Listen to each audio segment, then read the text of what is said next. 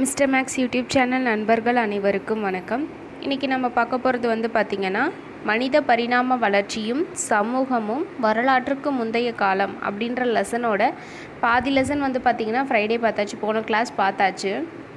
இந்த வாரம் வந்து பார்த்திங்க அப்படின்னா இதனுடைய கண்டினியூஷனான நம்ம இந்தியா ஃபுல்லாக பார்த்தாச்சு. இப்போ தமிழ்நாட்டுக்கு வந்துட்டு என்னென்ன அப்படின்னு வந்து பார்க்கலாம், சரிங்களா? ஓகே, தொல்பழங்கால தமிழகம் அந்த டாபிக் தான் இன்றைக்கி நம்ம பார்க்க போகிறோம். ஃபஸ்ட்டு வந்துட்டு தொல்பழங்கால தமிழகம் அப்படின்னு எடுத்துக்கிட்டாவே வந்து பார்த்திங்கன்னா சென்னையில் வந்துட்டு அத்திரம்பாக்கம், குடியம் அப்படின்ற 2 இடம் ரொம்பவே முக்கியம், சரிங்களா? இந்த 2 இடத்துல வந்துட்டு அதிகமான நம்மளுடைய மூதாதையர்கள் வாழ்ந்தது, கற்கோடாரிகள் அந்த மாதிரி விஷயங்கள் வந்து நிறைய கண்டுபிடிச்சிருக்காங்க. அதுவும் இந்த கொசஸ்தலை ஆறு அப்படின்னு சொல்கிற பகுதி வந்துட்டு நம்மளுடைய மூதாதையர் வாழ்ந்த இடம் அப்படின்னே வந்துட்டு சொல்லியிருக்காங்க. கொசஸ்தலை ஆறு அப்படின்றது ரொம்ப முக்கியம். இந்த கொஷின்ஸ் வந்து ப்ரீவியஸ் இயரில் கேட்டிருக்காங்க. எந்த 6 பகுதிகளில் வந்துட்டு தொல்பழங்கால தமிழகத்தில் வந்துட்டு சில அகழாய்வு பொருட்களுக்கு வந்து கண்டுபிடிச்சிருக்காங்க அப்படின்னு கேட்டிருக்காங்க, சரிங்களா? அதே மாதிரி இந்த பொருட்களை வந்துட்டு பார்த்திங்கன்னா காஸ்மிக் கதிர் பாய்ச்சி வந்துட்டு கணிச்சிருப்பாங்க. இதுக்கு முன்னாடி வந்து பார்த்திங்கன்னா கார்பன் வயது கணக்கிடுதல் முறை அது மாதிரி நிறைய பார்த்துருக்கோம். அதில் ஒன்று தான் வந்து பார்த்திங்கன்னா இதுவும் வந்துட்டு அந்த தொல்பழங்கால பொருட்களினுடைய வயதை தெரிஞ்சுக்கிறதுக்கு ஒரு மெத்தடு தான் காஸ்மிக் கதிர்களை பயன்படுத்தி நம்ம தெரிஞ்சுக்கிறது, சரிங்களா? இது வந்துட்டு பயன்படுத்தி தான் இந்த பொருட்களுக்கான வயது எந்த காலத்தை அவ சார்ந்தவைன்னு கண்டுபிடிக்கும் போது இது பழங்காலத்தை சார்ந்தவை அப்படின்னு வந்துட்டு கண்டுபிடிச்சிருக்காங்க. ஃபஸ்ட்டு யார் கண்டுபிடிச்சிருக்கா அப்படின்னு வந்து பார்த்திங்க அப்படின்னா 1863 ரொம்பவே இம்பார்ட்டண்டானது. இந்த கொஷின் வந்துட்டு கிட்டத்தட்ட ஒரு நிறைய டைம் கேட்டிருக்காங்க. 1863 சர் ராபர்ட் ப்ரூஸ் புட் அப்படின்றவர் வந்து இங்கிலாந்தை சேர்ந்த இவர் தான் வந்து பார்த்திங்க அப்படின்னா சென்னைக்கு அருகே உள்ள பல்லாவரத்தில் வந்து பார்த்திங்கன்னா ஒரு கை கோடாரியை வந்து கண்டுபிடிச்சிருப்பார். ஓகேவா? ஒரு கை கோடாரி வந்து கண்டுபிடிச்சிருப்பாரு.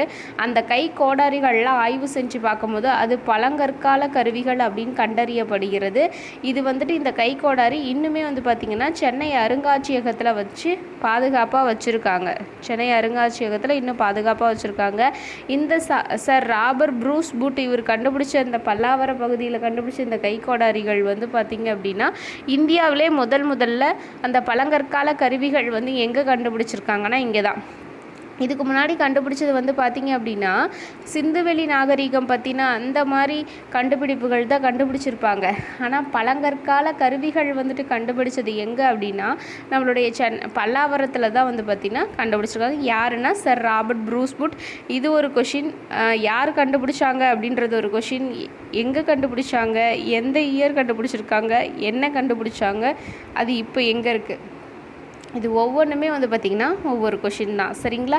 அது மட்டும் இல்லாமல் சுத்தியல் கற்கள், கோலக்கற்கள் இது எல்லாமே கண்டுபிடிச்சிருக்காங்க. இதெல்லாம் எதால் ஆக்கப்பட்டு இருக்குது அப்படின்னா குவார்ட்சைட் வகை கூழாங்கற்களால் செய்யப்பட்டிருந்ததாக சொல்கிறாங்க, சரிங்களா? சுத்தியல் கற்களாக இருக்கட்டும், கோல வடிவ கற்களாக இருக்கட்டும், எல்லாமே அவங்க எதுக்காக பயன்படுத்தியிருப்பாங்கன்னா ஒன்று வேட்டையாடுதலுக்காக தான்.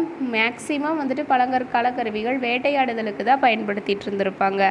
எங்கெங்கே இது வரலும் நம்ம 2 இடம் பார்த்தோம், அத்திரம்பாக்கம், குடியம்னு 2 இடம் மட்டும் பார்த்தோம். அதுக்கப்புறம் ஆய்வுகள் நடத்தும் போது எங்கெங்கே கிடச்சிருக்கு அப்படின்னா குடியம், பல்லாவரம், குகை, அத்திரம்பாக்கம், வடமதுரை, எருமைவெட்டிப்பாளையம் அப்படின்ற பிளேசஸ்லாம் வந்துட்டு, அப்புறம் பரிக்குளம், இந்த பிளேசஸ்லாம் வந்து பார்த்திங்கன்னா நம்மளுடைய பழங்கற்கால கற்கருவிகள் வந்து கண்டுபிடிச்சிருக்காங்க. அடுத்து வந்து பார்த்திங்கன்னா நம்ம இந்தியாவுக்கு எப்படி வந்துட்டு கீழ் பழங்கற்காலம், மேல் பழங்கற்காலம், இடை பழங்கற்காலம், அப்புறம் இடைக்கற்காலம், புதிய கற்காலம்னு பார்த்தோமோ சேம் டிவிஷன் வந்துட்டு தமிழ்நாட்டில் எங்கெங்கே என்னென்ன கண்டுபிடிச்சாங்கன்னு பார்ப்போம். அதில் ஃபஸ்ட்டு கீழ் பழங்கற்கால கருவிகள் வந்து பார்த்திங்கன்னா வட ஆற்காடு, தருமபுரி சைடு வந்துட்டு அதிகமாக பார்த்துருக்கிறதா சொல்கிறாங்க. இங்கே வந்துட்டு பசால்ட் பாறைகளினுடைய பயன்பாடு வந்துட்டு அதிகமாக இருந்திருக்கான். கீழ் பழங்கற்கால கருவிகளில் பசால்ட் பாறைகளால் ஆன கற்கருவிகள் வந்துட்டு நிறைய இருக்குதுன்னு சொல்கிறாங்க. ஏன்னா அந்த தருமபுரி சைடில் வந்து பார்த்திங்கன்னா அந்த எரிமலை வெடித்து செதறி வந்த அந்த தீப்பாறைகள்லேருந்து உருவான பாறைகள் தான் வந்து பார்த்திங்கன்னா தீப்பாறை, அப்படி இல்லைன்னா எரிமலை பாறைன்னு சொல்லுவாங்க. அந்த பாறை தான் அதில் ஒன்று தான், ஒரு வகை தான் வந்து பார்த்திங்கன்னா பசால்ட்டு. அந்த பசால்ட் வகை வந்துட்டு ரொம்ப ஹார்டாக இருக்கும், ரொம்பவே நல்லாயிருக்கும் அந்த நம்மளுடைய அந்த பொருள்லாம் செதுக்கும் போது. அப்போ அந்த பாறைகளில் செய்யப்பட்ட கற்கருவிகள் வந்துட்டு இந்த பிளேஸில் அதிகமாக கண்டுபிடிச்சதாக சொல்கிறாங்க. சரிங்களா? அடுத்தது வந்து பார்த்திங்கன்னா இடைப்பழங்கற்கால பண்பாடு. இது வந்து பார்த்திங்கன்னா 3,85,000 1,72,000 அந்த பீரியடில் வந்து பார்த்திங்கன்னா அந்த காலகட்டம். இது இங்கே வந்துட்டு இந்த இடைப்பழங்கற்கால பண்பாடை வந்து கண்டுபிடிச்ச பிளேசஸ் எங்கெங்கன்னா தமிழ்நாட்டோட தென்பகுதிகள், அதாவது சவுத் சைடில் தான் வந்து அதிகமாக கண்டுபிடிச்சிருக்காங்க. அதாவது புதுப்பட்டி அப்படின்ற பிளேஸு, சீவரக்கோட்டை, தஞ்சாவூர் மற்றும் அரியலூர் பகுதிகளில் வந்து பார்த்திங்கன்னா இந்த இடைப்பழங்கற்கால கற்கருவிகளை வந்துட்டு கண்டுபிடிச்சிருக்காங்க. ஓகேங்களா? நெக்ஸ்ட்டு இடைக்கற்கால பண்பாடு அப்படின்னாவே வந்துட்டு இது மீசொல்லத்துக்கு வந்துடும். அதாவது வேட்டையாடுதல் மற்றும் உணவு சேகரிப்பு எங்கே வந்திருக்கும் அப்படின்னா இடைக்கற்கால பண்பாட்டில் வந்துடும். இங்கே சென்னை, வட ஆற்காடு, தருமபுரி, சேலம், கோவை, அரியலூர் இந்த பகுதிகளில் வந்து பார்த்திங்கன்னா இடைக்கற்கால பண்பாட்டுக்கான கற்கருவிகள் வந்து கண்டுபிடிக்கப்பட்டுள்ளது. அது மட்டும் இல்லாமல் தூத்துக்குடியில் தேரி அப்படின்ற பிளேஸில் கற்கருவிகள் கண்டுபிடிக்கப்பட்டிருக்கு. தேரி அப்படின்னா என்னன்னு பார்த்தோம் அப்படின்னா சிவப்பு மணல் குன்றுகளுக்கு பேர் தான் வந்து பார்த்திங்கன்னா தேரின்னு சொல்லுவாங்க. அப்போது இடைக்கற்கால பண்பாடில் வந்து பார்த்திங்கன்னா வேட்டையாடுதல், உணவு சேகரிப்பு வந்துட்டு ஒரு முக்கியமான தொழிலாக இருந்தது. இப்போது அவங்களுக்கு அந்தந்த டைமுக்கு என்ன தேவையோ அது வகையான வந்துட்டு கற்கருவிகளை வந்துட்டு அவங்க பயன்படுத்திக்கிட்டாங்க. ஓகேங்களா? நெக்ஸ்ட்டு புதிய கற்கால பண்பாடு எடுத்துக்கிட்டோம் அப்படின்னா புதிய கற்கால பண்பாடில் செல்ட் அப்படின்ற மெருகேற்றப்பட்ட கற்கோடாரிகள் வகை வந்துட்டு பயன்படுத்திகிட்டு இருந்தாங்களாம். செல்ட் அப்படின்றது வந்து பார்த்திங்கன்னா மெருகேற்றப்பட்ட கற்கோடாரிகளாக வந்துட்டு பயன்படுத்திகிட்டு இருந்தாங்க. இவங்க கால்நடை மேய்த்தல், அப்புறம் வந்து பார்த்திங்கன்னா வேளாண்மை எல்லாமே இவங்களும் செஞ்சுருப்பாங்க. அது மட்டும் இல்லாமல் மண்பாண்டங்கள் வந்துட்டு அதிக அளவில் வந்துட்டு உருவாக்குனாங்க. ஏன்னா கால்நடை வளர்க்குறது, உணவு சேகரித்தல் அந்த மாதிரி வேலை செய்யும் போது மண்பாண்டங்களும் அவங்க நல்லாவே வந்துட்டு செய்ய தெரிஞ்சுக்கிட்டாங்க. இவங்களுக்கான அந்த பழங்கற்கால கருவிகள் வந்து புதிய கற்கால கற்கருவிகள் எங்கே கிடச்சிருக்கு அப்படின்னா வேலூரில் பையம்பள்ளியிலையும் தருமபுரியிலையும் கிடச்சிருக்கிறதா சொல்கிறாங்க.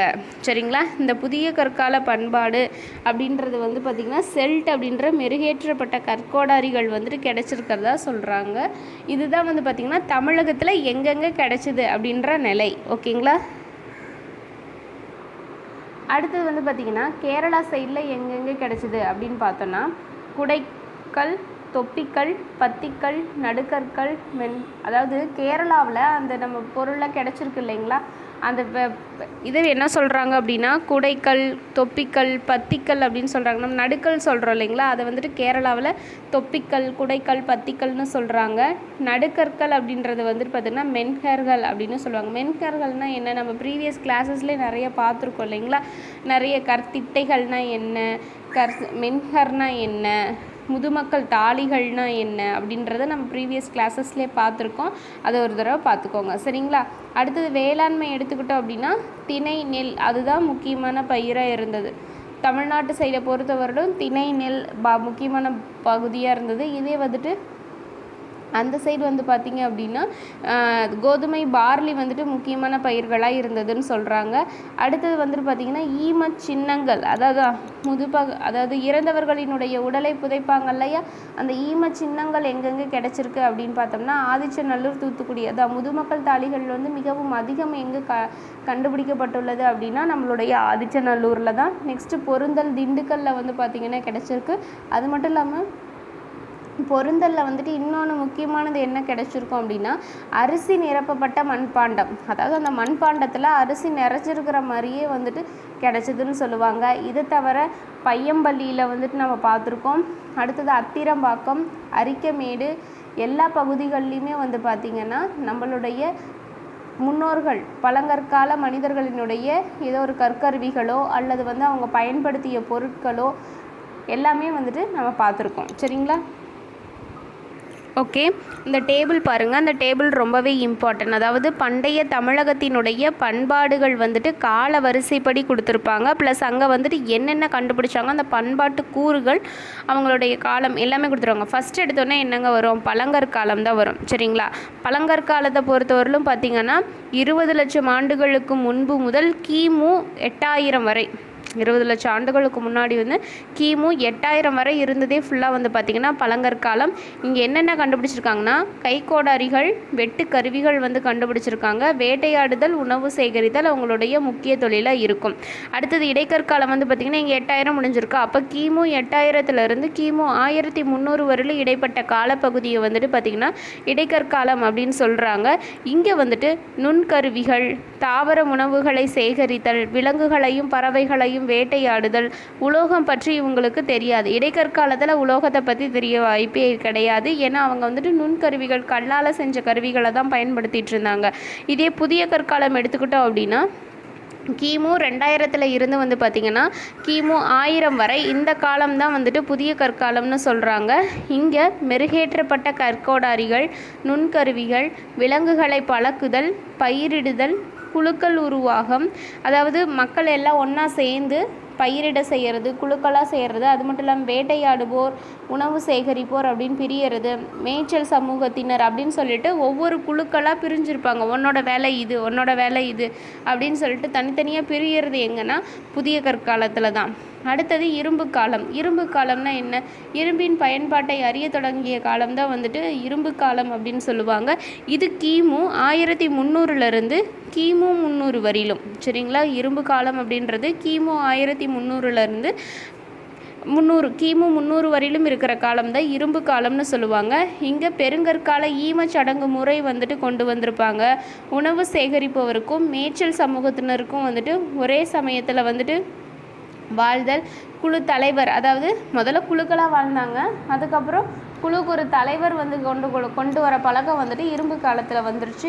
இரும்பின் பயன்பாடு அறிதல், கருப்பு சிவப்பு மண்பாண்டம் அந்த மாதிரி உருவாக்குறது, கைவினை திறன்களில் சிறந்து விளங்குறது, இதெல்லாம் வந்து பார்த்திங்க அப்படின்னா முக்கியமான பகுதிகளாக இருந்தது. அடுத்தது பண்டைய வரலாற்று மற்றும் சங்ககாலம் அப்படின்றது கிமு 300 கிபி 300 வரையிலும். சரிங்களா? பொது ஆண்டு முன், அதாவது கிமு 3ஆம் நூற்றாண்டிலிருந்து கிபி 3ஆம் நூற்றாண்டு.